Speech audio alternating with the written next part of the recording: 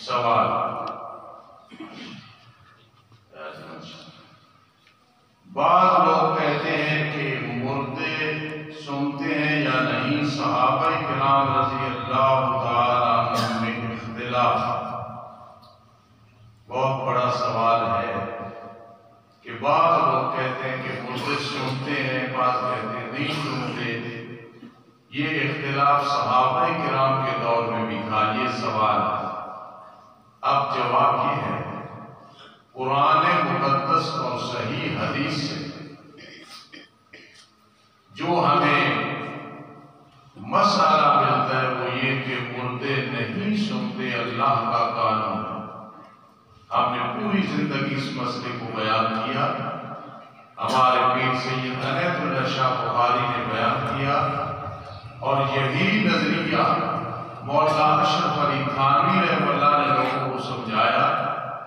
یہی نظریہ مفتی کفایت اللہ جن جیسا کوئی مفتی نہیں گزرا ہے، علماء دیوبند کے دور میں رحمہم اللہ، انہوں نے سمجھایا۔ ہمارا یہی نظریہ ہے۔ یہ کہنا کہ صحابہ میں اختلاف تھا، میں ذمہ دار آدمی ہوں، میرا سٹیج ذمہ دار ہے، مدرسہ ذمہ دار ہے، کوئی اختلاف نہیں تھا، سب کا اتفاق ہو گیا تھا مردے نہیں سنتے۔ روز روز یہ مسائل نہیں بیان کی جاتے، آپ کو معلوم ہے، لیکن یہ جو اختلاف کوئی بھی کہے تو وہ اس سے پوچھ لینا، اس سے لکھوا لینا کہاں اختلاف تھا۔ بالکل اس پہ اتفاق تھا، اختلاف ہوا، اختلاف ختم ہو گیا، اتفاق ہوا کہ مردے نہیں سنتے۔ یہی نظریہ ہے اور قرآن حدیث نے یہی بیان کیا۔ بعض لوگ کہتے ہیں کہ حدیث میں کہ حضور علیہ السلام کا سایہ نہیں تھا، اور بعض کہتے ہیں سایہ تھا۔ بات یہ ہے کہ میرے آقا رحمت عالم صلی اللہ علیہ وسلم کا سایہ تھا۔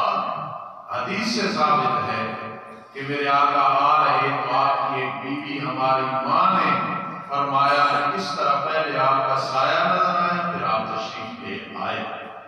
یہ جو مشہور ہے کہ سایہ نہیں تھا، وہ اس وجہ سے آپ جہاں بھی ہوتے تھے اتنی روشنی آپ کی ہوتی تھی، رات میں چاند مقابلہ نہیں کر سکتا تھا، دن میں سورج نہیں کر سکتا تھا۔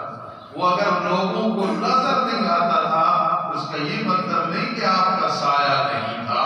جو میں بات کرتا ہوں اپنی طرف سے تحقیق کر کے کرتا ہوں، اور میں کہا کرتا ہوں میرا پہلا کام یہ ہے دین کی خدمت کرنا، اسی میں زندگی گزر رہی ہے۔ تو یہ جو میں نے مسئلہ بیان کیا اس کو خوب یاد کر لیں۔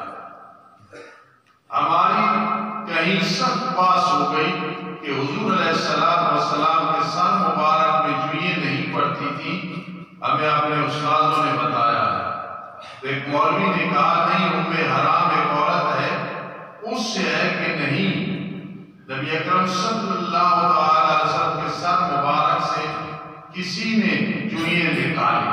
اب سننا، جو میرے آقا کے سر مبارک میں پورے جسم میں کپڑے میں پوری زندگی نہیں پڑی تو سبحان اللہ، اور جس میں ہے ام حرام کے حوالے سے اس کے اپنے ہاتھ پہ تھی، اس نے ایسے ماری تو بیٹھنے والوں نے یہ سمجھا کہ شاید ادھر سے اٹھا کے ماری ہے۔ جو میں بات کر رہا ہوں بے شک اس پہ تحقیق کرنا، بالکل آپ صلی اللہ علیہ وسلم کے جسم مبارک میں جو نہیں پڑتی تھی، اور جس نے بیان کیا اصل میں ان کے اپنے ہاتھ پہ تھی، ایسے مار دی تو دوسرے نے سمجھا کہ ادھر سے پکڑ کے ماری ہے۔ انشاءاللہ یہ مسئلے بیان ہوتے رہتے ہیں۔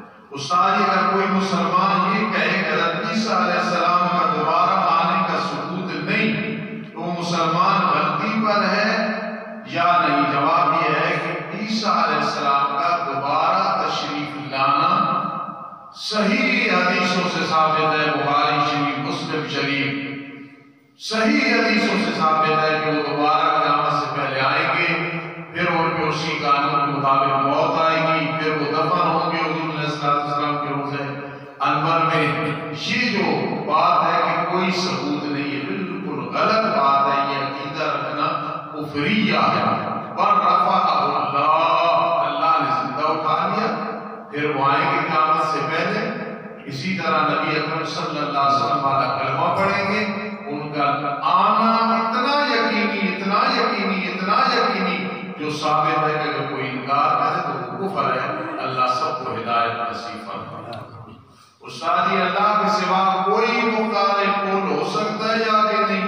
حاضر و ناظر ہو سکتا؟ مختار کل سارے اختیارات، عزت، ذلت، زندگی، موت، صحت، مرض، لڑکے لڑکیاں دینا نہ دینا، کوئی مانگے مرضی دے نہ دے، نہ دینے میں حکمتیں، ہر چیز کا اختیارات جو ہے وہ اللہ کے پاس ہے۔ اللہ کے سوا کوئی مختار کل نہیں ہے، ہر جگہ موجود بالعلم۔ یہ نہیں کہ اللہ یہاں بیٹھ کر تشریف فرمائے، بالعلم اللہ جانتے ہیں، ہر جگہ حاضر و ناظر بالعلم کہ اللہ جانتے ہیں۔ اللہ کے سوا کوئی حاضر و ناظر نہیں، کوئی عالم الغیب نہیں، غیب کی باتیں جاننے والا، بتانے والا، یہ ہو رہا ہے وہ ہو رہا ہے صرف اللہ ہے۔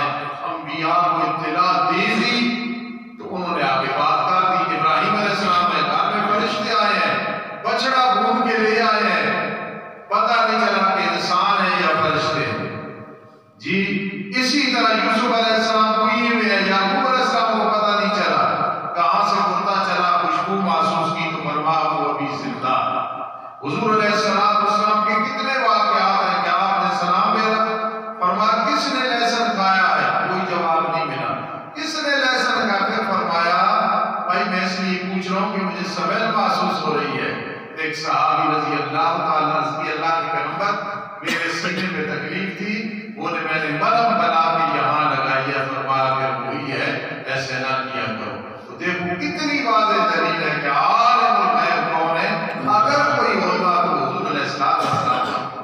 میرے آقا وادی نخلا میں صبح کی نماز پڑھا رہے، 9 جن آئے، قرآن سن کے چلے گئے، مسلمان ہو گئے، مبلغ بن گئے، تبلیغ کرنی شروع کر دی۔ میرے آقا عالم الغیب ہوتے تو پتہ ہوتا۔ سورۃ الجن نازل ہوئی، قُلْ أُوحِيَ إِلَيَّ أَنَّهُ اسْتَمَعَ نَفَرٌ مِّنَ الْجِنِّ فَقَالُوا إِنَّا سَمِعْنَا قُرْآنًا عَجَبًا۔ میرے لاڈلے پیغمبر آپ صبح کی نماز پڑھا رہے تھے، جن آ کے سن کے مسلمان ہو کے چلے گئے، ہم وحی کے ذریعے آپ کو بتا رہے ہیں